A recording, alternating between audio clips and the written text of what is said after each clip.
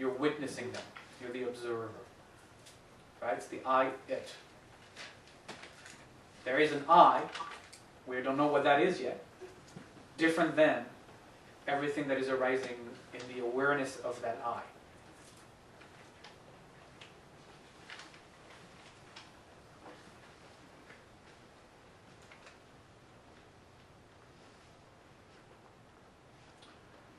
This is referred to in Kabbalah as the rapture of the heart.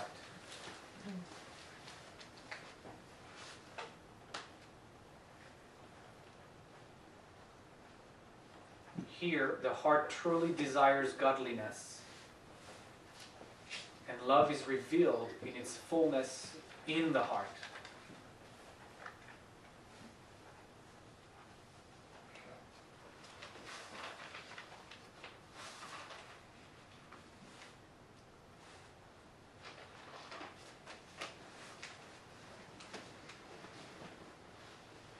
Is the heart seen as the center of emotion as opposed to the thing that's pumping blood around? Neither. And in this level, it's beyond emotion.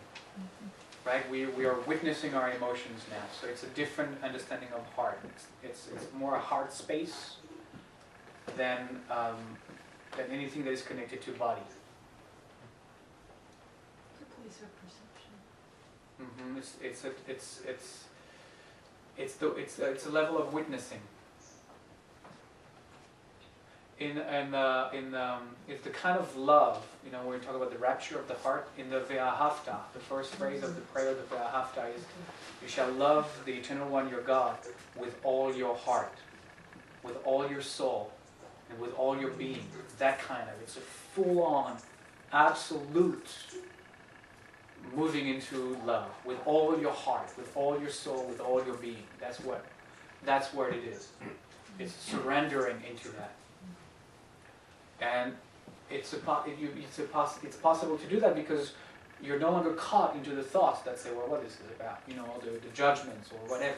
You're no longer caught in that. You're no longer caught in your emotions. You're no longer caught in your physicality. You have kind of transcended that. You can watch that from the outside. And so you have this, you're touching on this amazing light that the only consequence of that is to fall in love. Is that kind of love. It's this kind of, there's nothing else. I'm not sure I can convey that. It's often described as communion. Like you have that kind of communion with the divine. Whatever you mean by the divine, I don't want to impose on anybody's spirit or universe, whatever you conceive of. Communing with that.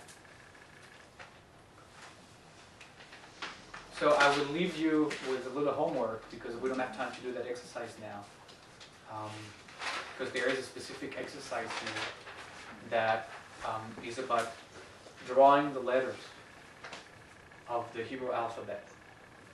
So it's about falling in love with the movement and the drawing, and see where that takes us. Calligraphy, like the dance of the letters. So I have some things for you to do.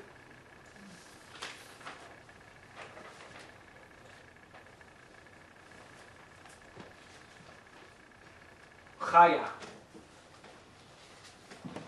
Because I plan for exercises for almost every level. For the levels, there's no exercise. So Chaya is the word of Atzilut, of emanation, of soul. It's the aspect of soul, of level of consciousness, of awareness, that gazes upon the divine energy in the world of Atzilut. So when the level of Neshama was about witnessing, in order to come into communion with God as the creator of the worlds, the level of Chaya enters into union. You move from communion to union. Now you're one with. Right? You're one with God as God still transcends